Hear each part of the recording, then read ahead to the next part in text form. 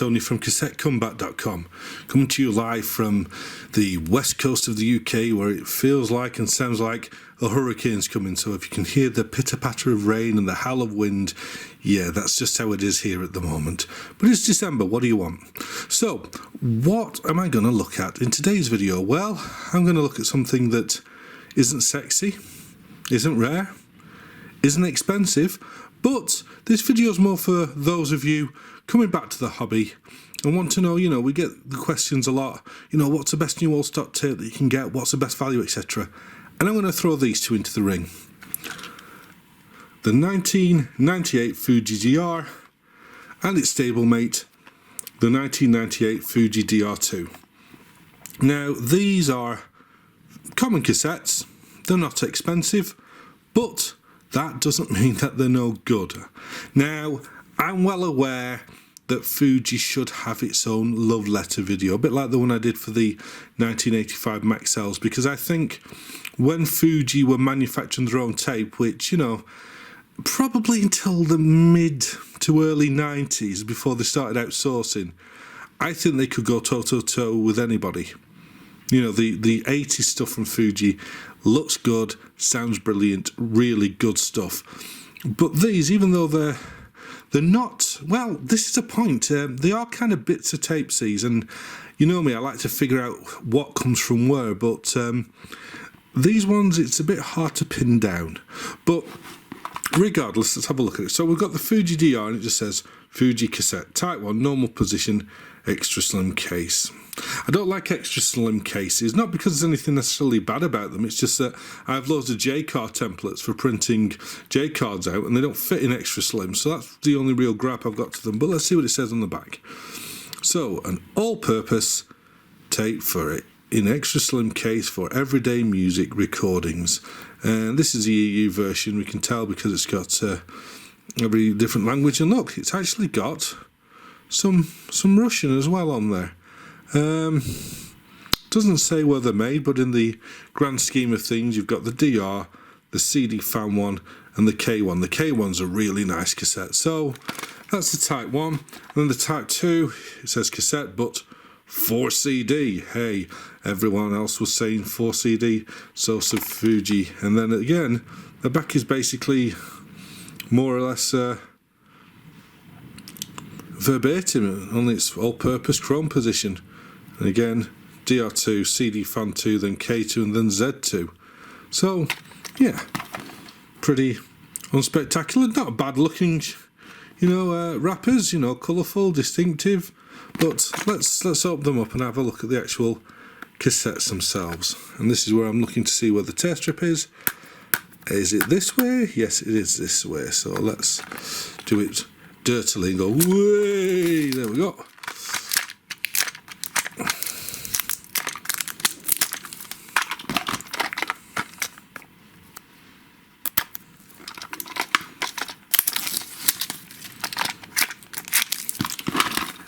So there we go. If we look at them, very similar.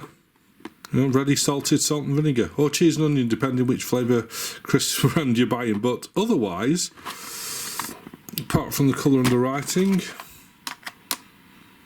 pretty much the same. So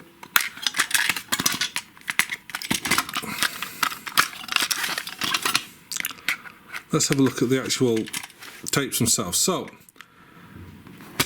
you know me, I like to guess who the detective, who made these and all that. And these ones, I don't know.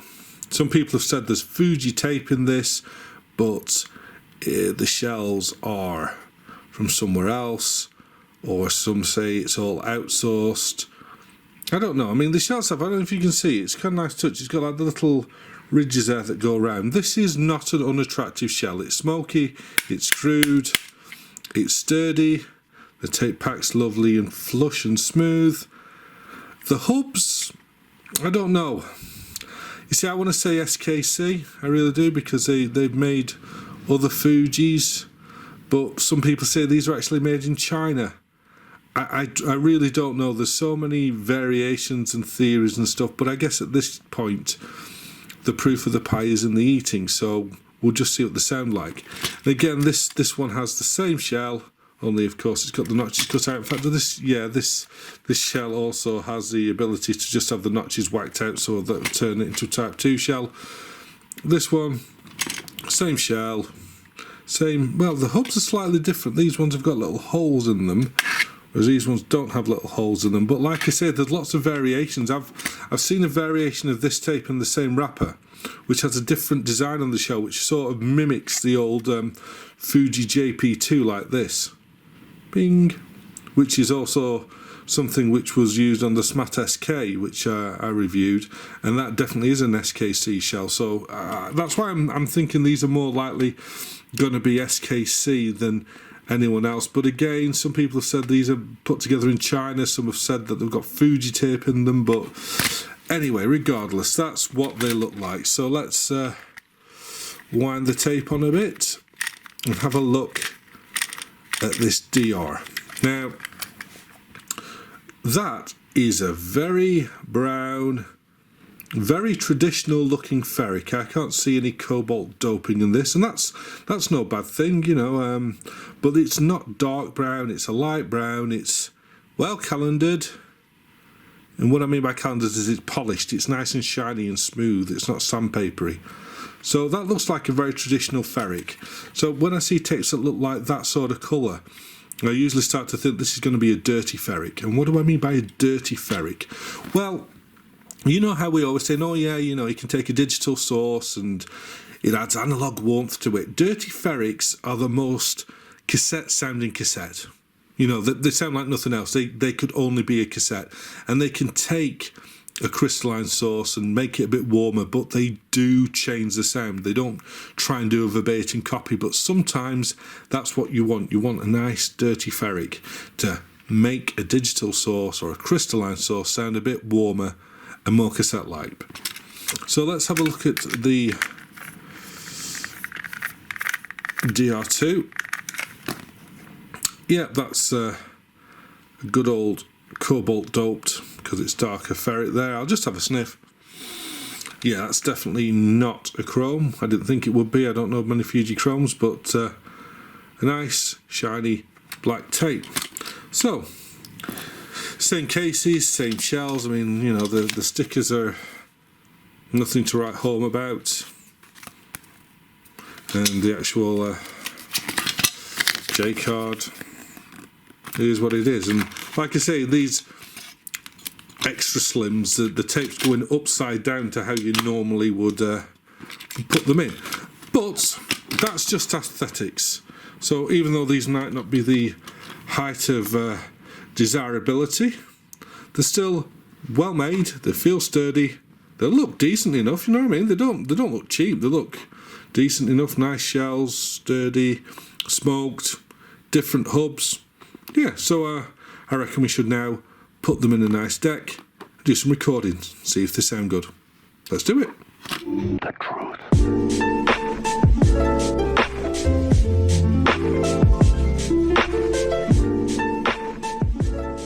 Okay, so for this one we're going to use a Dragon. I've already got it biased up for this, the DR2.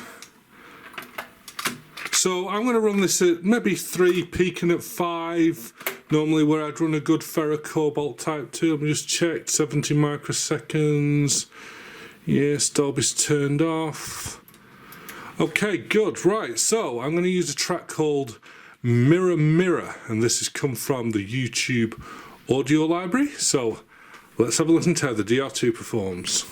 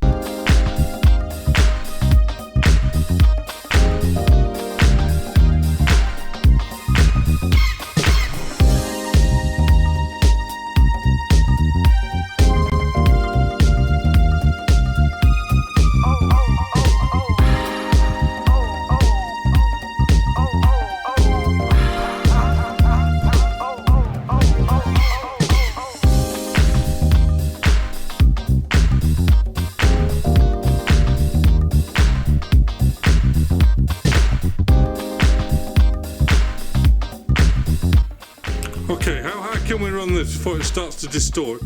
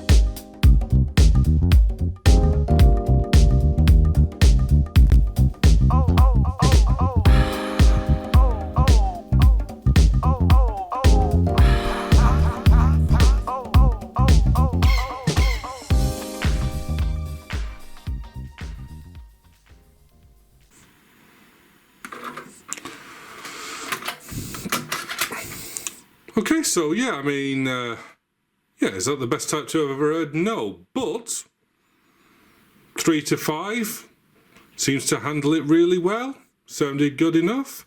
Turn it above 5, it does distort, but what do you want? I mean, you've got to think these are around the cheapest that you can buy a quality Type 2 for nowadays. So on the basis of that, I'd say that was a very good performance. So let us now go to the DR, the Type 1. So obviously I've got to now recalibrate the deck because it's been calibrated for the DR, so bear with me 1 second. Let me just whack this in. 120 microseconds EX. Let's calibrate. Okay. Levels okay. Bias.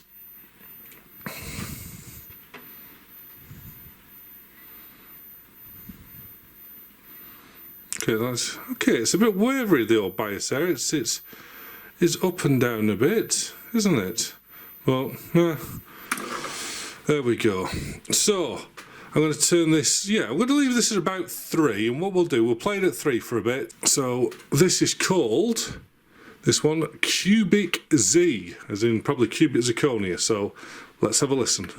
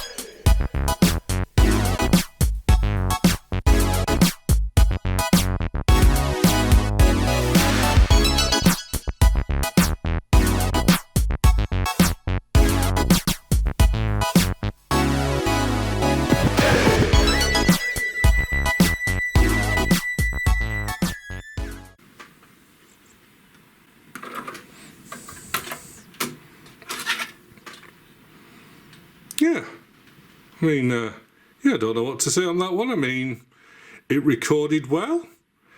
Peaking at 3, it recorded well enough. Yeah, what do you want? Let's go have a chat.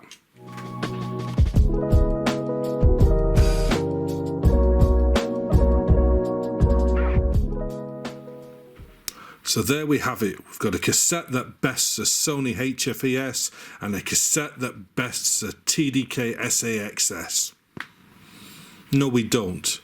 But what we have here is a very competent, well-made, decent-looking, traditional Type 1 and a very competent, well-made ferrocobalt Type 2, and both of these are around the cheapest you can get them. For example, the DR, yeah, this very version in a 60, I'm currently selling for 89 pence each. 89p. Does that sound good enough? I mean, bearing in mind these on tapes in Walmart, you know, they're costing like $2 a piece. The Recitex that I did the other day cost £5 each. 89 pence I do these for. This one, you know, it was peaking at +3.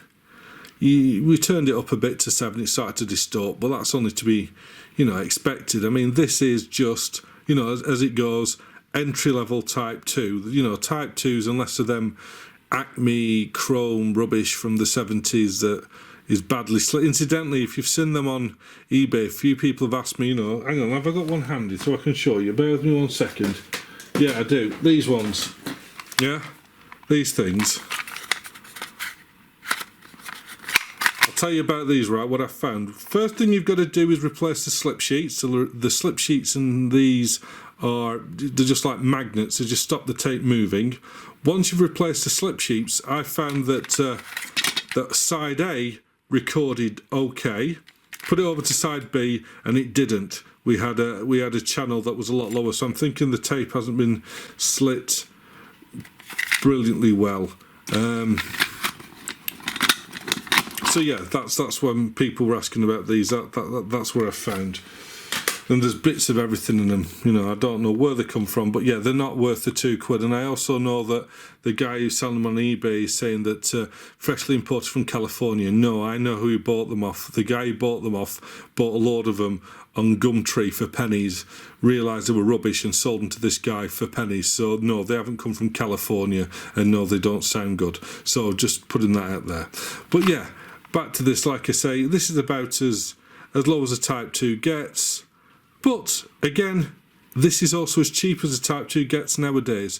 And for the price that they cost, I don't think there's, you know, you can really grumble. I mean, I'm not giving these away at £1 each because Type 2 are not coming back. And they're only going to go up in price because they're getting rarer and rarer. But this is a very competent tape. So this video was all about introducing new people to these who might see them online and say, you know, oh, Fuji, I don't know them, they made film, probably rubbish cassettes, but these aren't rubbish cassettes. These are very competent, very decent cassettes when you take into account their availability and the price. Don't forget, 89p. So thanks for watching. Please do give it a thumbs up if you enjoyed this video. And other than that, happy taping. Bye bye.